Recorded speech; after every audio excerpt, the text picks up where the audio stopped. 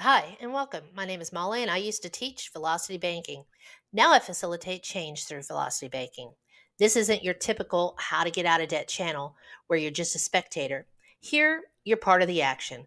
We're talking about bypassing those line of credit lenders altogether and taking debt payoff to a whole nother level. Yep, we're flipping the script. We're getting educated on how velocity banking really works, and we're paying debt off crowdfunding style. I'm not a professional advisor on finances. So just keep that in mind as you're going through my videos. I'm just a person just like you who was looking for a way out. And this is what we came up with. So we are discussing today the community collaboration case study one. Right here is what it looks like. If you want to go and get the file on this case, it is a 26-year-old woman who is at her wit's end. She is living with a friend. There are two kids, a dog. She's working 12-hour shifts, 5 p.m. to 5 a.m. She's exhausted. The whole story is in that file. Also, I want to let you know, if you've already downloaded that file, that today, which is Friday, the 17th at about 7:15 p.m., I uploaded her current payday plan, what she was planning on doing for the 22nd and the 8th. This is pre-velocity banking. She doesn't have a firm grasp on it, so this is what she was planning on doing, and we're going to change that up for her. And then I also included her friend's income and what her friend contributes to the household. I know a lot of y'all had questions about that. So there were four main areas that you guys brought up in the last discussion. That was student loans, rent and utilities, car payment, and her credit card. The student loans, there were some great suggestions coming in. Again, I don't know anything about student loans, so I put that out to you guys, and I'm extending it again. If you guys have anything to add that might be helpful for her as she goes about this, she found the student loans on her credit report this past month. She was not aware the grace period was over. They hit her credit report. Her credit dropped over a series of things, not just the student loans, but it dropped about 120, 125 points in the past 3 months. It was going really good, nice and steady. She was about a 680, which is, typical for a 26-year-old who doesn't have a whole lot of credit. And then just bam, everything hit. So someone suggested financial hardship. She could apply for financial hardship. Someone else suggested possibly loan rehabilitation. And y'all, when I finish this file, when I curate the file, I will have y'all's information in there, your tag, whatever you call it, your identifying thing, so people know that that was you who contributed it. But right now, I'm asking for more people to contribute. Let's hear what you have to say about student loans. So financial hardship she could apply for, and loan rehabilitation. Specifically, what caught my eye is someone had said that if she lets those loans default, her credit will drop down to 400. The reason why I'm concerned about her credit is because I would consider her high risk. Okay, if she were to lose this apartment because she's late on rent payments, she's late on the electricity, they can they can actually evict you if you don't pay your utility bills. Okay, so that's something to keep in mind. And once you are evicted and that's on your record, it is nearly impossible to be accepted for another apartment. It just is. So then we're going to move on to rent and utilities. Someone put up needhelppayingbills.com, and I went and just kind of did a cursory look through that website. That's a very, very helpful website.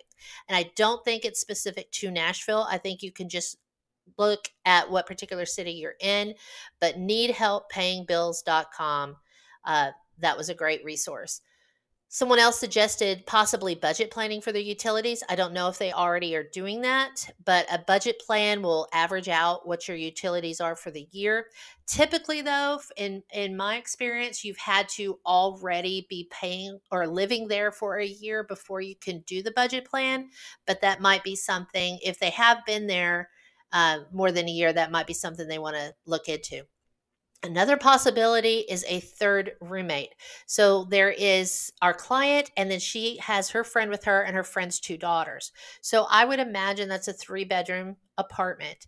And what I would do with that is I would have the friends rooming up together, just like college dorm style, or possibly the mom and her girls, and get somebody else in there, maybe a nursing student, because our client wanted to go to nursing school. She had been going there and to nursing school, and the school she was attending lost her accreditation. So she's having to start all over again, but she's not in a position to go back to school at this moment. She's got to get this credit situation cleared up.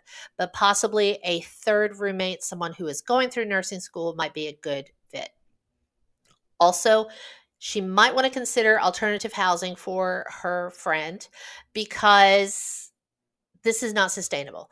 If you downloaded the file, you know what's going on, you know the backstory, and I don't want to give it away for you, but it is a very precarious situation because children are involved, and anybody who's ever watched kids knows that they can get into stuff really super fast, and this is a potentially I'll just say it's not a good situation. So again, if you download the file, you'll know what I'm talking about. The car payment. The car payment is really high. I think it's really high. I know there's people who have them even higher, but it's like $440 just for the car payment.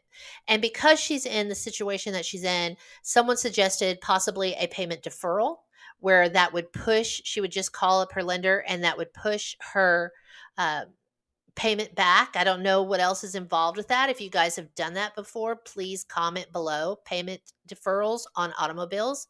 Let us know your experience. She could also take a look at biweekly payments, see if that helps any at all with her budgeting.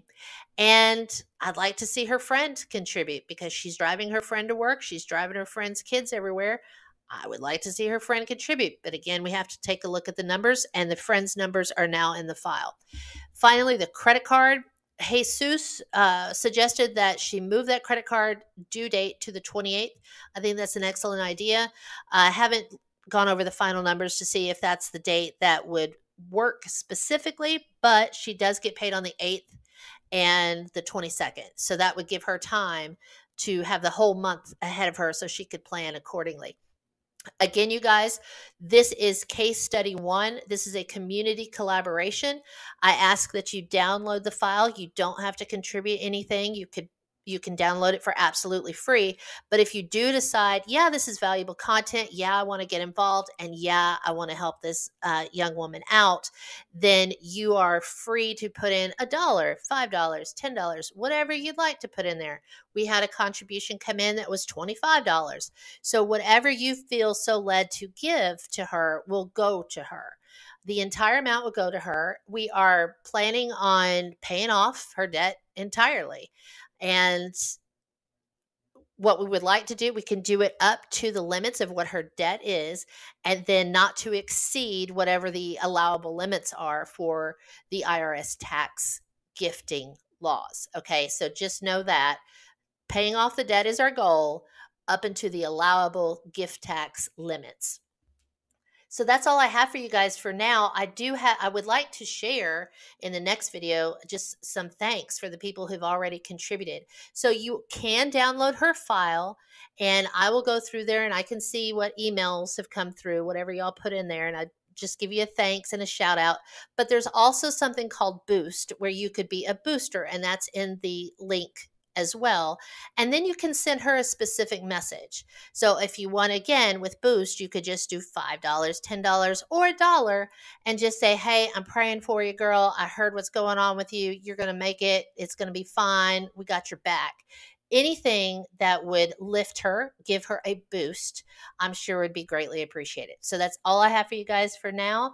I'm going to go ahead and start working on that video where I do some shout outs for the people who got in and got donations to her in the first 48 hours. Thanks, you guys. Bye.